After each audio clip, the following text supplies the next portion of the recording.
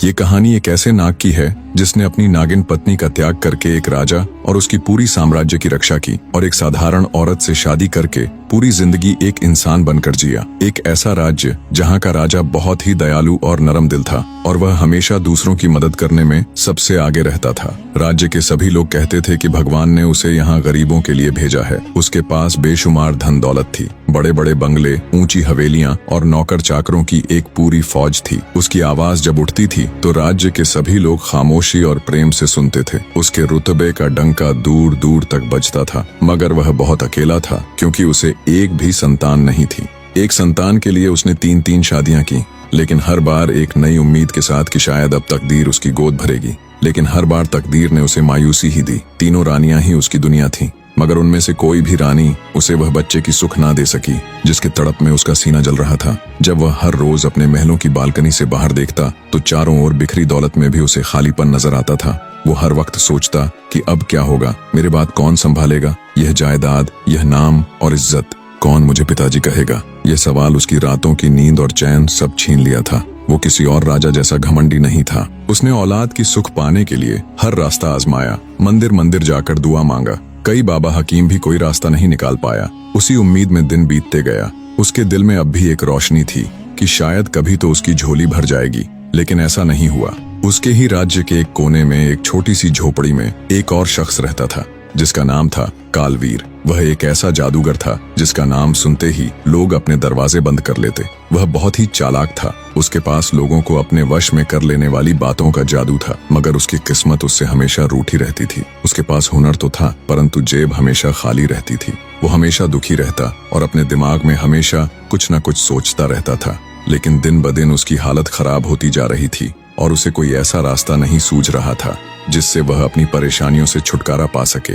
उसको यह बात मालूम था कि राजा को कोई बच्चा नहीं हो रहा है और एक दिन अचानक उसके दिमाग में एक विचार आई।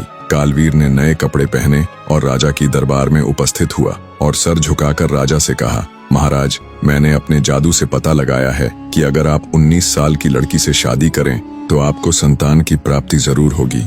राजा की आंखों में उम्मीद की एक चमक उभर आई। उसने तुरंत पूछा, आखिर वह लड़की कौन है और कहाँ रहती है? कालवीर ने बड़ी चालाकी से कहा, मेरे साथ वाले इलाके में एक विधवा बुढ़िया रहती है। उसकी एक ही बेटी है। वो साक्षात देवी का रूप है। सुंदरता, तेज और विवेक का अद्वितीय स्वरूप है। राजा ने थोड़ी देर सोचा और फिर कहा, चलो, 3 शादियां पहले कर चुका हूँ, एक और सही। मेरे पास दौलत की कोई कमी नहीं, बस संतान की कमी है। अगर तुम्हारी बताई बात सच हो गई तो मेरी जायदाद को वारिस मिल जाएगा। राजा ने खुश होकर जादूगर को एक मोतियों की माला दी और कहा, अगर मेरी चौथी बीवी से भगवान ने संतान दी तो तुम्हें माला माल कर दूंगा, लेकिन अगर यह सब झूठ निकला तो तुम्हारी खाल खिंचवाकर चील और कौवों को खिला दूंगा। कालवीर ने मुस्कुराते हुए कहा, महाराज, मेरी जान तो आपके लिए हर वक्त हाजिर है। मेरी बताई बात कभी गलत साबित नहीं हुई। आप बस एक बार मेरी बताई लड़की से शादी करके देख लीजिए। दरअसल कालवीर ने यह सब बातें राजा को बेवकूफ बनाने के लिए कही थीं। बुढ़िया जिसकी बेटी की सिफारिश उसने की थी, असल में वह बुढ़िया उसकी अपनी बहन थी। उनकी हालत बहुत खराब थी। कालवीर चाहता था कि उसकी खूबसूरत भांजी की शादी राजा से हो जाए ताकि उनकी गरीबी दूर हो जाए और जायदाद का कुछ हिस्सा मुझे भी मिलता रहे। कुछ ही दिनों में राजा की शादी कालवीर की भांजी सुभद्रा से हो गई।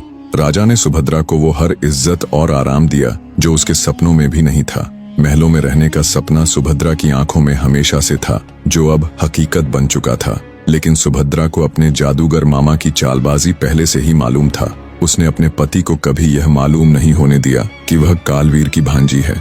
सुभद्रा ने बचपन से तंगी देखी थी।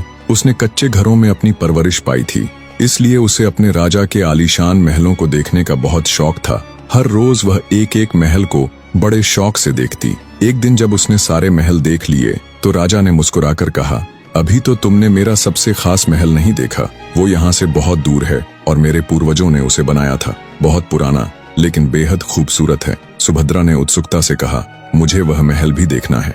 राजा ने कहा, उस महल में कल सुबह मैं खुद तुम्हें लेकर जाऊंगा। जब सुबह हुई तो राजा ने अपनी पत्नी सुभद्रा को पुराने महल में लेकर गया। वह महल देखने में बहुत पुराना लग रहा था। उसके चारों तरफ ऊंचे ऊंचे वृक्ष थे जो वक्त की मार और तन्हाई की गवाही देते थे। वह महल रहस्यमयी खामोशी में डूबा हुआ था। महल में प्रवेश करते ही एक कमरे से शास्त्रों की पाठ करने की मधुर आवाज सुनाई दी। जब सुभद्रा ने राजा से पूछा कि इस कमरे में कौन मंत्रों का जाप कर रहा है, तो राजा उसे उसी कमरे में ले गया। वहाँ एक साधु बाबा बैठे थे जो बहुत ही नेक और सात्विक लगते थे। उनका चेहरा रोशनी से दमक रहा था और उनकी आवाज में ऐसी मधुरता थी जो दिल को सुकून देती थी। वह साधु बाबा दिन रात भगवान की भक्ति में लीन रहते थे। महल के बाहर बहुत बड़े बड़े और पुराने वृक्ष थे जो अजीब से लगते थे, जैसे सदियों के राज अपने अंदर छुपाए बैठे हों। सुभद्रा ने राजा से पूछा, यह वृक्ष देखने में बहुत अजीब लगते हैं, क्या इससे साधु बाबा को डर नहीं लगता? राजा मुस्कुराकर कहा, जो भगवान के भक्ति में लीन रहते हैं उनके दिल में भगवान वास करते हैं, उन्हें किसी चीज का डर भय नहीं होता।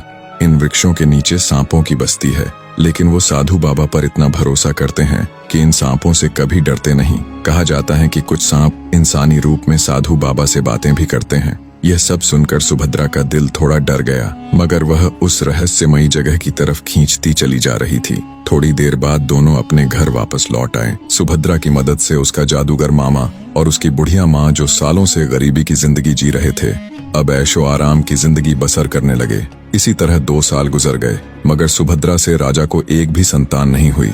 यह बात राजा के लिए बहुत मायूसी का सबब बनी। एक दिन गुस्से में आकर राजा ने उस जादूगर को अपने महल में बुलवाया और गुस्से से कहा, तुम एक झूठे जादूगर हो, अब सजा के लिए तैयार हो जाओ।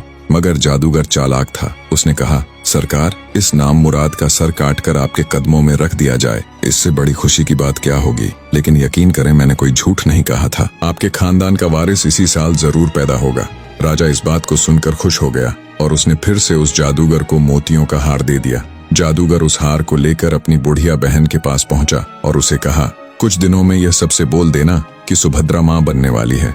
बुढ़िया ने घबराते हुए कहा, यह झूठी बात बोल देना तो आसान है, मगर इसे निभाना बहुत मुश्किल होगा। इसका अंजाम बहुत बुरा हो सकता है।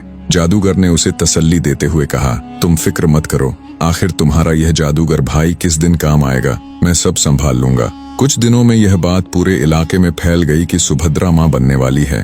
राजा खुशी से फूला न समाया।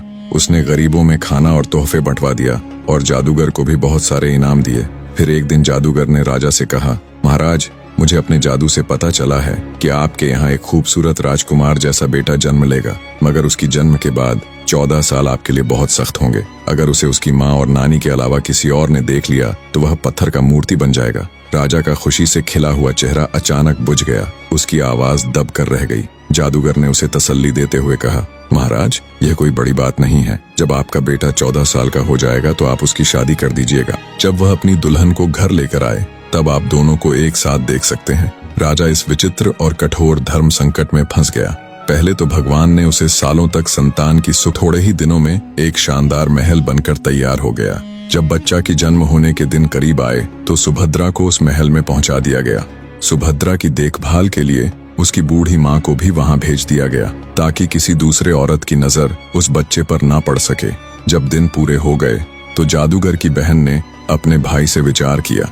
उन दोनों ने मिलकर एक नौकर के जरिए राजा को यह खुशखबरी दी कि बेटा जन्म हुआ है। राजा की खुशी की कोई ठिकाना न रही। उसने पूरे राज्य में यह ऐलान करवा दिया कि हर घर में जश्न मनाया जाए। राज्य के हर इलाके का हर आदमी इस खबर से बेहद खुश था। राजा ने अपने इलाके में ढेरों मिठाइयां बंटवाई, खेल तमाशे किए गए और उस साधु बाबा को बुलाकर अपने तरह से कुछ न कुछ लेता ही रहता था। अगर उसे कोई खास चीज की जरूरत होती तो वह सुभद्रा से कहकर राजा से मंगवा लेता। इस तरह उसने अपनी सारी जरूरतें पूरी कर ली और अपनी परेशानियों से आजादी पा ली। सुभद्रा और उसकी बूढ़ी माँ कभी कभार राजा के महल में उससे मिलने जाया करती थीं और उसके बेटे राजकुमार दक्ष के झूठे किस्से सुनाया करती थीं। वे उसकी खूबसूरती और समझदारी की तारीफें करती और राजा उनकी बातें सुनकर अपने बेटे को देखने की ख्वाहिश में ठंडी आहें भरता। लेकिन वह मजबूर था, अपने बेटे को देख नहीं सकता था। कई साल इसी तरह गुजर गए। जब जादूगर के बताए हुए 14 साल पूरे होने को आए तो राजा को अपने बेटे की शादी की फिक्र होने लगी।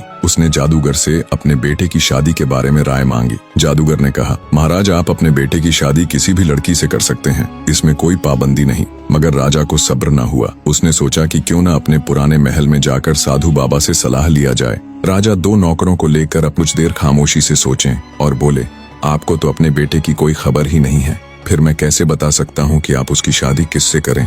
राजा ने दिलासा दिलाते हुए कहा, आप चिंता ना करिए, मेरा बेटा अब जल्द ही सबके सामने आ जाएगा। कुछ देर गहरी सोच में डूबने के बाद साधु बाबा ने कहा, अपने बेटे की शादी किसी ऐसी लड़की से करो जो भगवान की भक्ति करती हो और शास्त्रों का ज्ञान हो। ऐसी लड़की से शादी करने से आपकी घर में कोई कष्ट नहीं होगी।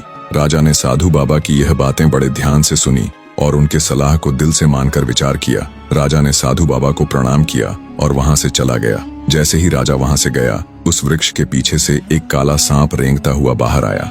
उसकी आंखें चमक रही थीं और ऐसा लग रहा था जैसे वह सब कुछ समझ रहा हो। वह सांप राजा और साधु बाबा की सारी बातें बड़े ही गौर से सुन चुका था, जैसे उसे किसी रहस्य का पता चल गया हो।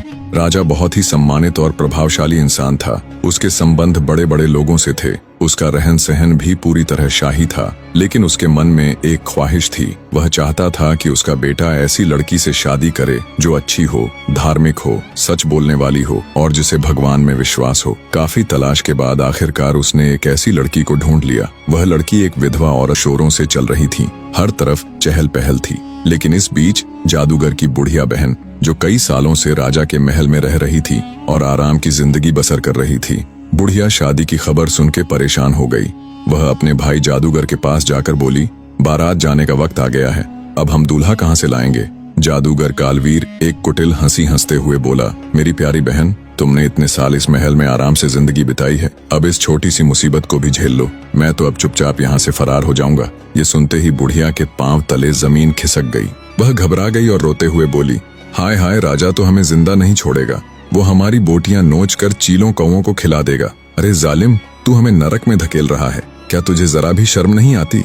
जादूगर ने बेरुखी से जवाब दिया, देखो बहन, मैंने तुम्हें इतने साल स्वर्ग जैसी जिंदगी दी, अब अगर थोड़ी सी मुसीबत आ गई है तो इसे झेलने के लिए तैयार रहो। बुढ़िया गुस्से और डर से कांपती हुई बोली, याद रखना, अगर तूने हमें इस हाल में छोड़ा तो तुझे कभी भगवान माफ नहीं करेंगे। तू हमें इस कठिन समय में अकेला छोड़कर जा रहा है। इसी दौरान राजा की पत्नी सुभद्रा भी इनकी बातें सुन रही थी। जब उसे इस साजिश की भनक लगी तो वह घबरा गई। वह अपनी माँ के पास जाकर लिपट कर रोने लगी। दोनों माँ बेटी एक दूसरे के गले लगकर रोती रहीं। उनके आंसू थमने का नाम ही नहीं ले रहे थे। जादूगर दोनों को यूं रोते देख कभी हंसता तो कभी गुनगुनाने लगता। उसकी बेपरवाही और बेरहमी से लगता था कि उसे किसी की तकलीफ की जरा भी परवाह नहीं। जब माँ बेटी रोते रोते हिचकियों तक पहुंच गई तो जादूगर ने एक गहरी सांस ली और कहा, रोने से कुछ हासिल नहीं होगा, चलो मेरे साथ, मैं तुम्हें बताता हूँ कि आगे क्या करना है। उसकी बात सुनकर उन दोनों माँ बेटी की जान में जान आई। वह उनको लेकर दूसरे कमरे में चला गया और बोला, यह देखो, मैं 14 साल के बराबर वाला एक पत्थर की मूर्ति बनवा कर लाया हूँ। इस मूर्ति को पालकी में रख देना। रात के वक्त जब बारात रुके तो तुम दोनों पालकी से दूर हट जाना और सुबह के वक्त ये हल्ला कर देना कि दक्ष को किसी ने रात को छुप कर देख लिया था, इसीलिए ये पत्थर बन गया है। इस तरह हम सब बच जाएंगे। बुढ़िया सारी बात समझ चुकी थी। फिर उसने खुशी खुशी उस मूर्ति को शादी का जोड़ा पहनाया, फूलों का हार और सब श्रृंगार कर उस पालकी में एक जगह बिठाकर खुद भी बैठ गई। उसने पालकी के पर्दे उठाकर नौकरों को आवाज दी, पालकी उठाकर बाहर ले जाओ। बाहर बड़े धूमधाम से आतिशबाजी हो रही थी। इस आतिशबाजी की आवाज सुनकर 2 सांप बाहर आए और एक जगह बैठ गए और उधर पालकी के पीछे पीछे चल रहे बड़े बड़े हाथियों के ऊपर मंत्री और सिपाही बैठे हुए थे। यह बारात बड़े ही जोश खरोश के साथ चल रही थी। बारात एक जंगल से होकर गुजरते वक्त रात का समय हो गया। बारात चलते चलते उस जगह पर पहुंच गई जहां सैनिकों ने पहले से इंतजाम कर रखा था। यहाँ सब ने बैठकर खाना खाया और खूब मजे लिए। इसी तरह जब काफी रात हो गई तो सब पहरेदार और सैनिक जंगल के एक किनारे आराम करने लगे और राजा ने दूल्हे की पालकी शीशम के पेड़ के नीचे रखवा दी। तब बुढ़िया ने पालकी वाहकों को यह कहकर